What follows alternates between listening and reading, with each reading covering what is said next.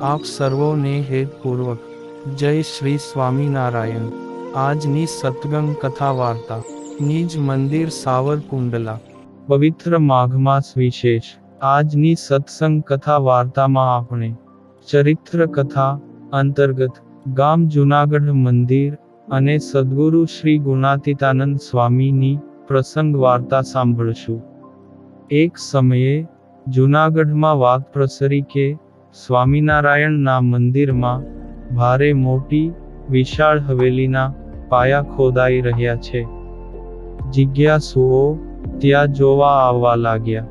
ત્યારે ગુણાતીતાનંદ સ્વામી અને બાંધકામની આગવી સૂઝ ધરાવતા સ્વામી કૃષ્ણ સેવા દાસજીની દોરવણી પ્રમાણે ઉત્સાહી સંતો, શ્રદ્ધાળુ પાળાઓ અને સેવાભાવી હરિભક્તો ભારે મહિમાથી શ્રમ સેવા કરીને 1.5-2 માથોડા ઊંડા ગાળેલા પાયાઓ મોટા મોટા ભારે પથ્થરોથી પૂરી રહ્યા હતા। હરિભક્તો ગાડા ભરી ભરીને કાળવામાંથી પથ્થરો લાવતા હતા। તે નદીમાંથી લાવવામાં આવેલા પાણાઓને પાયામાં નાખે એટલે ત્યાં ઊભા રહીને પૂજ્ય સ્વામી શ્રી બોલે, હવે એને કાઢવા હરામ। ને ગામના લોકો તે જોવા આવે અને કેટલાક દ્વેષીલાઓને પેટમાં બળતરાય થાય। ભગવાન સ્વામિનારાયણનું ભવ્ય મંદિર જ આંખમાં કણાની જેમ ખૂંચતું હોય, તેમાં આવી વિશાળ હવેલી બંધાતી હોય, તે અદેખાથી તો કેમ દેખી જાય? આ હવેલીના બાંધકામમાંય વિઘ્ન નાખવા માટે ઈર્ષાળુઓ એકઠા થયા ને કાની કડી શોધવા લાગ્યા।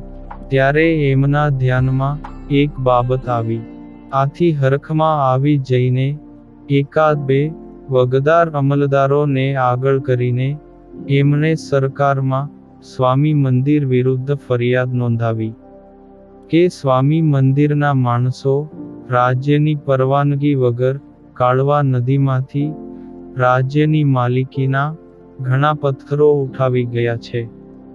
તે ફરિયાદ થતાં વજીરે એ અંગે તપાસ કરાવી તો કાળવા નદીમાંથી સ્વામી મંદિરના માણસો વગર પરવાનગીએ પાણા લાવ્યાના પુરાવાઓ મળ્યા।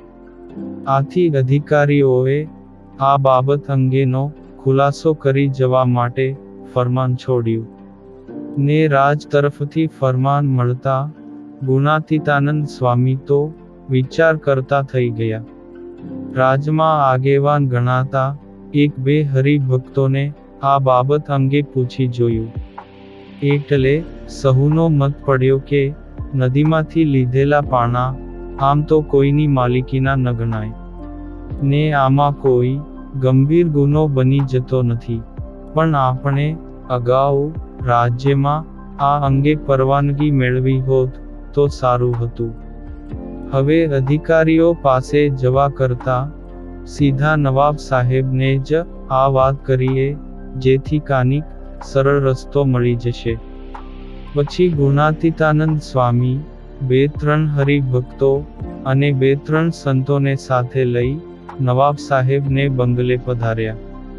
સ્વામી જેવા સંત વિભૂતિના દર્શન થતાં જ નવાબ સાહેબે 2 હાથ જોડી નમસ્કાર કર્યા ને યોગ્ય આસન આપીને બેસાડ્યા ને અહીં આવવાનું કારણ પૂછ્યું એટલે સ્વામીએ કાળવામાંથી સાધુઓની ધર્મશાળા બાંધવા માટે પથ્થર લીધાની વાત કરીને ઉમેર્યું, જો કે આમાં અગાઉથી પરવાનગી લેતા અમે ભૂલી ગયા છીએ। વળી સાથે ના હરિભક્તોએ નવાબ સાહેબનું ધ્યાન દોરીને કહ્યું કે કાળવામાં પડેલા નાકામાંથી અમે ધોળે દિવસે પાણા લાવ્યા છીએ। આમ છતાં અમારા કોઈ વિરોધીએ આ બાબતને રાજનો ગુનો ગણી અમારા વિરુદ્ધ ફરિયાદ કરી છે। એ બાબત માટે આ સંતો આપને મળવા માટે ખાસ બંગલે પધાર્યા છે। તે આ સાંભળીને હસતા હસતા નવાબ સાહેબે કહ્યું કે હશે, આ બાબતમાં યોગ્ય કરી આપવા માટે રાખું, વજીરને જાણ કરી દઈશ. પછી બીજે દિવસે સ્વામી વજીરને મળ્યા ને પાણા અંગે સ્પષ્ટતા કરી. અને અમે અગાઉથી જાણ કરવાનું ભૂલી ગયા ને આવી બાબતમાં જાણ કરવાની હોય એનો અમને ખ્યાલ નહોતો. વળી પાણાની તો કોઈ કિંમત નથી, પણ આપ લોકો રાજની પરવાનગી વગર એ લઈ ગયા, એથી વિરોધીઓને મોકો મળી ગયો. એ અંગે ફરિયાદ થઈ છે, એટલે અમારે આ બાબત હાથમાં લેવી પડી, નહીં તો કોઈ મુશ્કેલી નહોતી. આમ વજીરે પોતાનું મંતવ્ય કહ્યું. હવે આ અંગે અમારે શું કરવાનું રહે છે? અમો તો નવાબ સાહેબને કાલે મળી આવ્યા છીએ, એવી સ્વામીએ સ્પષ્ટતા કરી. હવે તો તમારે રાજ નક્કી કરે એટલી થોડી રકમ આ પથ્થર પેટે ભરવાની રહેશે, એટલે ફરિયાદનો નિકાલ આપોઆપ આવી જશે.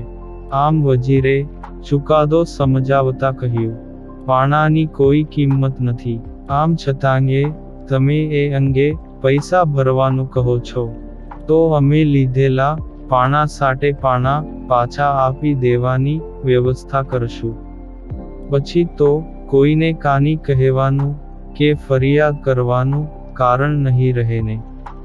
આમ સ્વામીએ પોતાનું મંતવ્ય રજૂ કર્યું. પથ્થર તો આપ લોકોએ પાયામાં પૂરી દીધા છે, તો એ પાછા શી રીતે આપશો? આમ એક અમલદારે આશ્ચર્યસૂચક ટકોર કરતા જણાવ્યું અને ઉમેર્યું કે એમ કરવા કરતા થોડા નાણાં જ ભરી દો ને, એ જ એનો સરળ ઉકેલ છે. ત્યારે સ્વામીએ મંદમંદ હસતા કહ્યું કે નાણાં તો અમારા બાવા સાધુ પાસે ક્યાંથી હોય? તમારે તો પાણાનું જ કામ છે ને.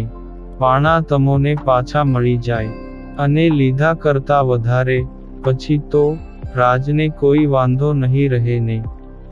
તે વજીરને સ્વામીની વાત ગળે ન ઉતરી, પણ એમની સામે એ વધારે કાની બોલી ન શક્યા ને વિચાર કરતા રહ્યા. અને સ્વામી તો આમ કહીને મંદિરે આવતા રહ્યા ને મંદિરમાં બેસીને ધ્યાન કરી મહારાજને પ્રાર્થના કરતા કહ્યું કે હે પ્રભુ, આ ડુંગરામાં પાણાની ક્યાં તાણ છે? આપ તો કરતુમ અકર્તુમ ને અન્યથા કરતુમ શક્તિ ધરાવો છો, માટે કાળવામાં પાણા પાથરી દેતા તમારે શી વાર? ને મહારાજે સ્વામીની અરજ માન્ય રાખી હોય એમ રાત વેળાએ ઉપરવાસ ડુંગરાઓમાં ભાદરવાનો મોટા છાંટે એવો ધોધમાર વરસાદ વરસાવ્યો કે પાર વગરના નાના મોટા પથ્થરો પાણીમાં તણાઈ આવ્યા ને કાળવામાં એ પાણા પથરાઈ ગયા. પછી સવારે સ્વામી એ તરફ જોઈ આવ્યા ને ખુશ થઈ પ્રાર્થના કરતા કહ્યું કે વાહ પ્રભુ વાહ, આપે તો અમારી ચિંતા ટાળી દીધી. પછી વજીર પાસે 2 હરિભક્તો મોકલીને કહેવડાવ્યું કે અમારી પ્રાર્થના પ્રભુએ સાંભળી છે અને તમારા લીધેલા પાણા કરતાંય વધારે પાણા શ્રી પ્રભુએ કાળવામાં પાથરી દીધા છે. એ અંગે આપ ખુદ ત્યાં જઈને ખાતરી કરી આવજો. આથી વજીર અધિકારીઓ સાથે કાળવામાં તપાસ કરવા ગયા. એ પહેલા તો ફરિયાદીઓ ત્યાં પહોંચી ગયા હતા ને એ તો શર્મિંદા બની ચારે કોર ફરીને પાણા જોઈ રહ્યા હતા. ત્યારે વજીર એમને મળ્યા. તે કોઈ કશુંની બોલ્યા નહીં ને સહુ અંતરમાં બધું જ સમજી ગયા હતા કે સંતના સામર્થ્યનો એમને પરચો મળી ગયો છે. આ પુનિત પ્રસંગ આજે સદ્ગુરુ ગાથામાંથી સાંભળ્યો અને હવે પછીની કથા વાર્તા આપણે આગળના ભાગમાં સાંભળશું. અત્યારે આપ સર્વોને ભાવથી જય શ્રી સ્વામિનારાયણ.